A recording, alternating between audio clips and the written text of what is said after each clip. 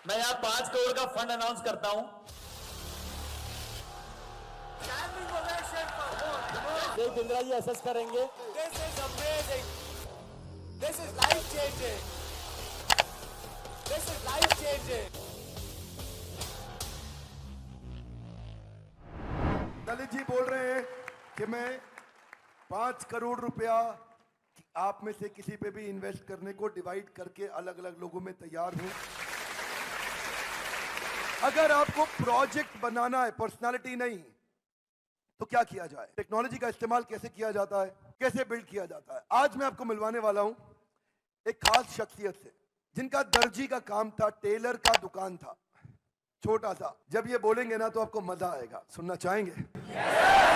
उनकी स्टोरी कि कैसे उन्होंने टेक्नोलॉजी बिल्ड करके ऑर्गेनाइजेशन को स्केल अप किया, उनकी स्टोरी कि कैसे उन्होंने समय से ईआरपीस को तैयार किया। I am here what I am introducing to you mister Lalit Agarwal, chairman V Mart. Please come on this stage. Welcome in mister Lalit Agarwal. आइए सर, आइए। आई एम गेटिंग गूज़बम्प्स, मेरे रोंगटे खड़े हो गए हैं। Look at that positive energy, look at the energy that you have created. छोटी सी कहानी है। 2003 में वी-मार्ट की स्थापना हुई, मैंने अपना स्टोर बनाया। 2008 में हमारे पास आदित्य बिरला आया और वो हमारी कंपनी में इन्वेस्ट किया। उनको लेके आके हम इमीडिएटली ग्रो किए। और जब ग्रो करते हैं तो गलतियां भी करते हैं। जब आपके पास पैसा आ जाता है, सिर चकराने भी लग जाता है, दिमाग के ऊपर कौवा बैठ जाता है।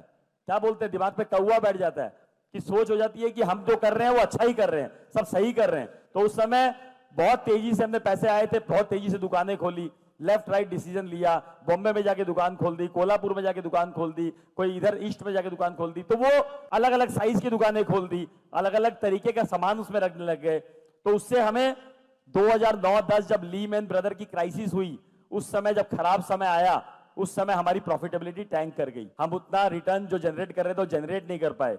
हमारे को रियलाइज हुआ सडनली 2010 में कि यार हम तो बहुत सारी गलतियां कर ली हैं।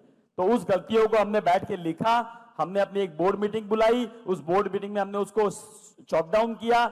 हमने 1 साल में 10 दुकानें बंद कर दी, 10 दुकानें बंद करी कि भैया कैसे भी हमें राइट डिसीजन पे आना है, राइट मॉडल पे आना है। और 10 दुकानें बंद करके हम लर्न किए कि हम क्या क्या नहीं करेंगे, क्या क्या करेंगे वो हमने सीख लिया। अब क्या क्या नहीं करेंगे उसके भी स्टेप्स बनाए कि हम ये नहीं करेंगे। जितनी हमारी पहुंच है वहीं तक दुकान खोलेंगे, जितनी बड़ी दुकान चला सकते हैं उतनी ही बड़ी खोजेंगे, जितना पैसा लगा सकते हैं उतना ही लेंगे, उससे ज्यादा उधार पे लेंगे ही नहीं। हमने ये थॉट बनाया कि हम छोटे शहरों में जाएंगे, तो कैसे इसको कन्वर्ट किया जाए, कैसे छोटी शहर में दुकान खोला जाए, वहां के लॉ एंड ऑर्डर सिचुएशन को कैसे डील किया जाए, वहां तक माल कैसे पहुंचाया जाए, वहां मैनेजमेंट कैसे हैंडल किया जाए। ये सोच में आया कि मैनेज कैसे करेंगे, कर तो लेंगे इतनी दूर के शहर में, कौन चलाएगा उस दुकान को, कौन बनाएगा वहां पर, कैसे प्रॉपर्टी मिलेगी, कैसे हिसाब रखा जाएगा, कैसे इन्वेंट्री मेंटेन होगी, कैसे पता लगेगा ग्राहक को क्या चाहिए, कैसे पता लगेगा क्या माल वहां पड़ा हुआ है, कितना चोरी हो गया, कितना बिक गया, कितना पड़ा है, कितना बेचना है।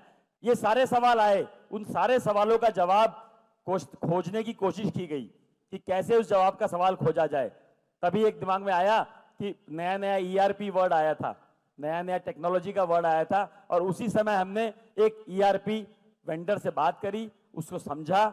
वो छोटा सा एक सॉफ्टवेयर बनाता था, उसी को समझ के उसी को हमने इंप्लीमेंट करने की कोशिश करी और उसको हमने उसी समय इंप्लीमेंट कर दिया। जब इंप्लीमेंट कर दिया तो हमारे पास वो थॉट प्रोसेस आ गई कि यार टेक्नोलॉजी से हम कम से कम देख तो सकते हैं कि कौन सा माल कहां बिका, कौन सा माल की कहां जरूरत है, कौन सा माल कितना स्टॉक में पड़ा हुआ है।